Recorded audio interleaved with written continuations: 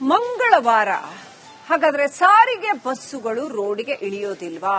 ಮಂಗಳವಾರ ಸಾರಿಗೆ ಬಸ್ ಬಂದ್ ಆಗೋದು ಪಕ್ಕಾನಾ? ಸಾಲು ಸಾಲು ಹಬ್ಬಗಳಿದ್ದಾವೆ. ಹಬ್ಬಗಳ ಮಧ್ಯೆ ಸಾರಿಗೆ ಬಸ್ ರಸ್ತೆಗೆ ಇಳಿಯಲ್ವಾ? ನಾಳೆ ಸಿಎಂ ಸಭೆಗೂ ಮೊದಲೇ ಸಾರಿಗೆ ನೌಕರರು ಮೀಟಿಂಗ್ ಮಾಡ್ತಾ ಇದ್ದಾರೆ. ಬೆಂಗಳೂರಿನ ಮಲ್ಲೇಶ್ವರಂ ಕಚೇರಿಯಲ್ಲಿ ಈ ಒಂದು ಸಭೆ ನಡೆಯಲಿದೆ. ರಾಜ್ಯಾದ್ಯಂತ ಆಗಸ್ಟ್ 5ನೇ ತಾರೀಕು ಸಾರಿಗೆ ಮುಷ್ಕರದ ಬಗ್ಗೆ ಚರ್ಚೆ ನಡೆಸಲಾಗ್ತಾ ಇದೆ. ಮುಷ್ಕರದ ತಯಾರಿ ಬಗ್ಗೆ ಸಭೆ ನಡೆಸ್ತಾ ಇದ್ದಾರೆ ಸಾರಿಗೆ ಮುಖಂಡರು.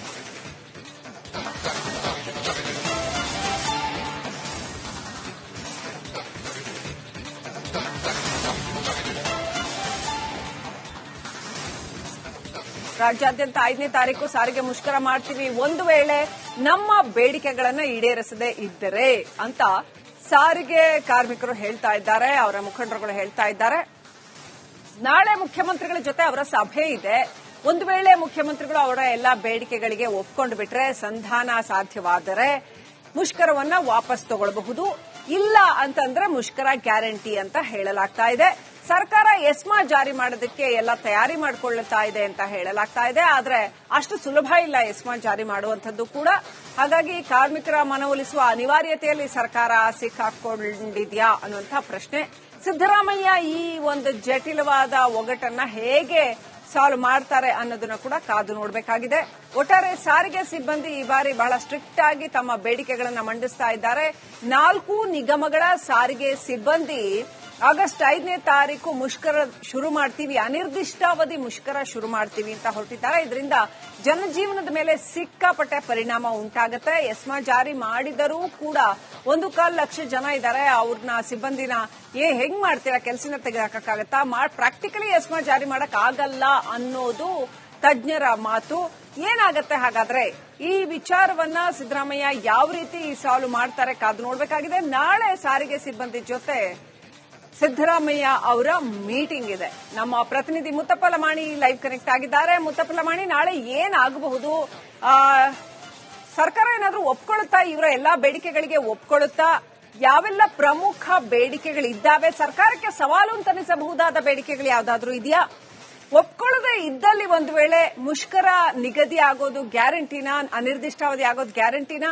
ಆಮೇಲೆ ಇವ್ರು ಎಸ್ಮಾ ಜಾರಿ ಮಾಡ್ತೀವಿ ಅಂತಾರಲ್ಲ, ಹೆಂಗ್ ಜಾರಿ ಮಾಡ್ತಾರಂತೆ ಎಸ್ಮಾ? ಅಷ್ಟೊಂದು ಜನ ಕಾರ್ಮಿಕರಿದ್ದಾರೆ, ಅಷ್ಟೊಂದು ಜನಕ್ಕೆ ರಿಪ್ಲೇಸ್ಮೆಂಟ್ ಎಲ್ಲರಿಗೂ ತರಕ್ಕಾಗತ್ತಾ? ಅಥವಾ ಅದಕ್ಕೇನಾದ್ರು ಕರೆಕ್ಟ್ ಆಗಿ ಪ್ಲಾನ್ ಇದೆಯಾ ಸರ್ಕಾರದ ಹತ್ರ? ಎಸ್ಮಾ ಜಾರಿ ಮಾಡೋದು ಹೇಗೆ, ಏನು ಎತ್ತ ಅಂತ ಏನಿದೆ ಡೀಟೇಲ್ಸ್ ಮುತ್ತಪ್ಪಲವಾಣಿ?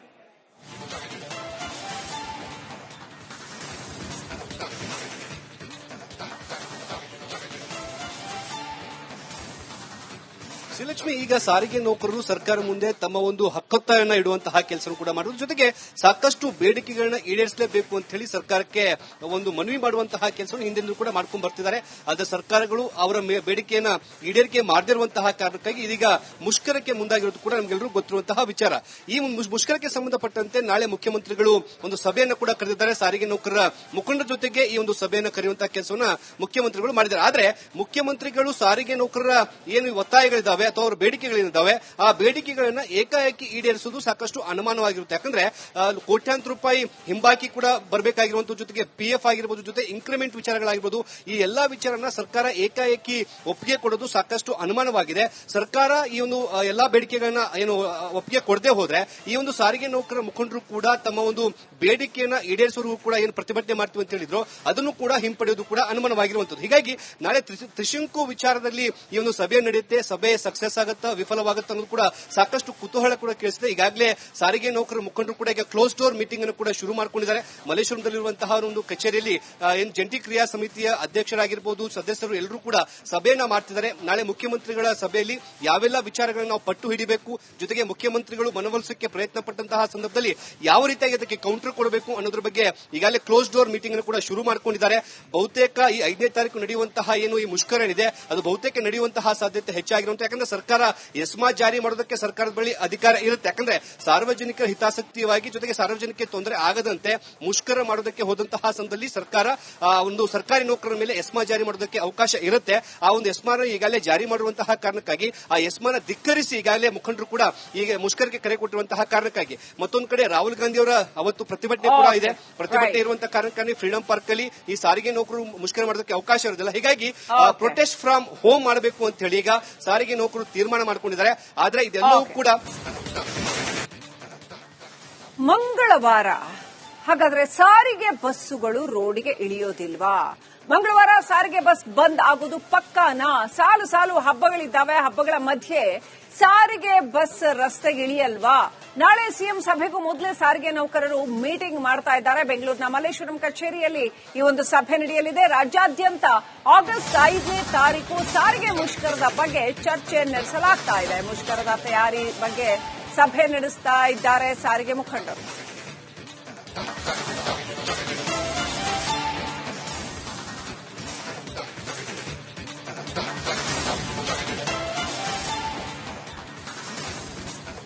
ರಾಜ್ಯಾದ್ಯಂತ 5ನೇ ತಾರೀಕು ಸಾರಿಗೆ ಮುಷ್ಕರ ಮಾಡ್ತೀವಿ, ಒಂದು ವೇಳೆ ನಮ್ಮ ಬೇಡಿಕೆಗಳನ್ನ ಈಡೇರಿಸದೇ ಇದ್ದರೆ ಅಂತ ಸಾರಿಗೆ ಕಾರ್ಮಿಕರು ಹೇಳ್ತಾ ಇದ್ದಾರೆ. ಅವರ ಮುಖಂಡರುಗಳು ಹೇಳ್ತಾ ಇದ್ದಾರೆ.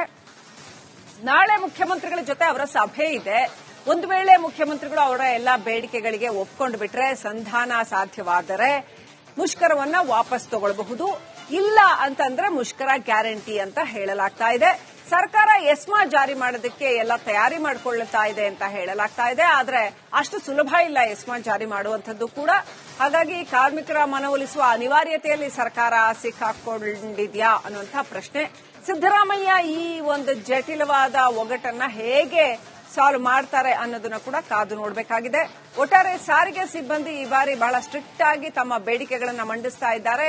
4 ನಿಗಮಗಳ ಸಾರಿಗೆ ಸಿಬ್ಬಂದಿ ಆಗಸ್ಟ್ 5ನೇ ತಾರೀಕು ಮುಷ್ಕರ ಶುರು ಮಾಡ್ತೀವಿ, ಅನಿರ್ದಿಷ್ಟಾವಧಿ ಮುಷ್ಕರ ಶುರು ಮಾಡ್ತೀವಿ ಅಂತ ಹೊರಟಿದ್ದಾರೆ. ಇದರಿಂದ ಜನಜೀವನದ ಮೇಲೆ ಸಿಕ್ಕಾಪಟ್ಟೆ ಪರಿಣಾಮ ಉಂಟಾಗುತ್ತೆ. ಎಸ್ಮಾ ಜಾರಿ ಮಾಡಿದರೂ ಕೂಡ 1.25 ಲಕ್ಷ ಜನ ಇದ್ದಾರೆ. ಅವ್ರನ್ನ ಸಿಬ್ಬಂದಿನ ಹೆಂಗ್ ಮಾಡ್ತೀರಾ, ಕೆಲಸನ ತೆಗೆದುಹಾಕಕ್ಕಾಗತ್ತಾ? ಪ್ರಾಕ್ಟಿಕಲಿ ಎಸ್ಮಾ ಜಾರಿ ಮಾಡಕ್ ಆಗಲ್ಲ ಅನ್ನೋದು ತಜ್ಞರ ಮಾತು. ಏನಾಗತ್ತೆ ಹಾಗಾದ್ರೆ? ಈ ವಿಚಾರವನ್ನ ಸಿದ್ದರಾಮಯ್ಯ ಯಾವ ರೀತಿ ಸಾಲ್ವ್ ಮಾಡ್ತಾರೆ ಕಾದು ನೋಡಬೇಕಾಗಿದೆ. ನಾಳೆ ಸಾರಿಗೆ ಸಿಬ್ಬಂದಿ ಜೊತೆ ಸಿದ್ದರಾಮಯ್ಯ ಅವರ ಮೀಟಿಂಗ್ ಇದೆ. ನಮ್ಮ ಪ್ರತಿನಿಧಿ ಮುತ್ತಪ್ಪ ಲಮಾಣಿ ಲೈವ್ ಕನೆಕ್ಟ್ ಆಗಿದ್ದಾರೆ. ಮುತ್ತಪ್ಪ ಲಮಾಣಿ, ನಾಳೆ ಏನಾಗಬಹುದು? ಸರ್ಕಾರ ಏನಾದ್ರೂ ಒಪ್ಕೊಳ್ಳುತ್ತಾ? ಇವರ ಎಲ್ಲಾ ಬೇಡಿಕೆಗಳಿಗೆ ಒಪ್ಕೊಳ್ಳುತ್ತಾ? ಯಾವೆಲ್ಲ ಪ್ರಮುಖ ಬೇಡಿಕೆಗಳಿದ್ದಾವೆ? ಸರ್ಕಾರಕ್ಕೆ ಸವಾಲು ಅಂತನಿಸಬಹುದಾದ ಬೇಡಿಕೆಗಳು ಯಾವ್ದಾದ್ರೂ ಇದೆಯಾ? ಒಪ್ಕೊಳ್ಳದೆ ಇದ್ದಲ್ಲಿ ಒಂದು ವೇಳೆ ಮುಷ್ಕರ ನಿಗದಿ ಆಗೋದು ಗ್ಯಾರಂಟಿನಾ, ಅನಿರ್ದಿಷ್ಟಾವಧಿ ಆಗೋದು ಗ್ಯಾರಂಟಿನಾ? ಆಮೇಲೆ ಇವ್ರು ಎಸ್ಮಾ ಜಾರಿ ಮಾಡ್ತೀವಿ ಅಂತಾರಲ್ಲ, ಹೆಂಗ್ ಜಾರಿ ಮಾಡ್ತಾರಂತೆ ಎಸ್ಮಾ? ಅಷ್ಟೊಂದು ಜನ ಕಾರ್ಮಿಕರಿದ್ದಾರೆ, ಅಷ್ಟೊಂದು ಜನಕ್ಕೆ ರಿಪ್ಲೇಸ್ಮೆಂಟ್ ಎಲ್ಲರಿಗೂ ತರಕ್ಕಾಗತ್ತಾ? ಅಥವಾ ಅದಕ್ಕೇನಾದ್ರು ಕರೆಕ್ಟ್ ಆಗಿ ಪ್ಲಾನ್ ಇದೆಯಾ ಸರ್ಕಾರದ ಹತ್ರ? ಎಸ್ಮಾ ಜಾರಿ ಮಾಡೋದು ಹೇಗೆ, ಏನು ಎತ್ತ ಅಂತ ಏನಿದೆ ಡೀಟೇಲ್ಸ್ ಮುತ್ತಪ್ಪಲಮಣಿ?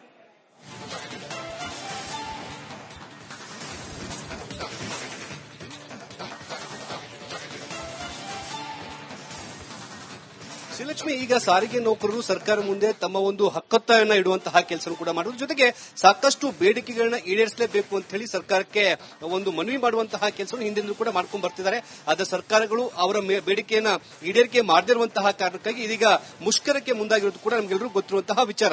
ಈ ಮುಷ್ಕರಕ್ಕೆ ಸಂಬಂಧಪಟ್ಟಂತೆ ನಾಳೆ ಮುಖ್ಯಮಂತ್ರಿಗಳು ಒಂದು ಸಭೆಯನ್ನ ಕೂಡ ಕರೆದಿದ್ದಾರೆ. ಸಾರಿಗೆ ನೌಕರರ ಮುಖಂಡರ ಜೊತೆಗೆ ಈ ಒಂದು ಸಭೆಯನ್ನು ಕರೆಯುವಂತಹ ಕೆಲಸವನ್ನ ಮುಖ್ಯಮಂತ್ರಿಗಳು ಮಾಡಿದ್ದಾರೆ. ಆದ್ರೆ ಮುಖ್ಯಮಂತ್ರಿಗಳು ಸಾರಿಗೆ ನೌಕರರ ಏನು ಒತ್ತಾಯಗಳಿದ್ದಾವೆ ಅಥವಾ ಅವರ ಬೇಡಿಕೆಗಳೇನಿದ್ದಾವೆ ಆ ಬೇಡಿಕೆಗಳನ್ನ ಏಕಾಏಕಿ ಈಡೇರಿಸುವುದು ಸಾಕಷ್ಟು ಅನುಮಾನವಾಗಿರುತ್ತೆ. ಯಾಕಂದ್ರೆ ಕೋಟ್ಯಾಂತರ ರೂಪಾಯಿ ಹಿಂಬಾಕಿ ಕೂಡ ಬರಬೇಕಾಗಿರುವಂತ ಜೊತೆಗೆ ಪಿಎಫ್ ಆಗಿರಬಹುದು, ಜೊತೆ ಇನ್ಕ್ರಿಮೆಂಟ್ ವಿಚಾರಗಳಾಗಿರ್ಬೋದು, ಈ ಎಲ್ಲಾ ವಿಚಾರನ ಸರ್ಕಾರ ಏಕಾಏಕಿ ಒಪ್ಪಿಗೆ ಕೊಡೋದು ಸಾಕಷ್ಟು ಅನುಮಾನವಾಗಿದೆ.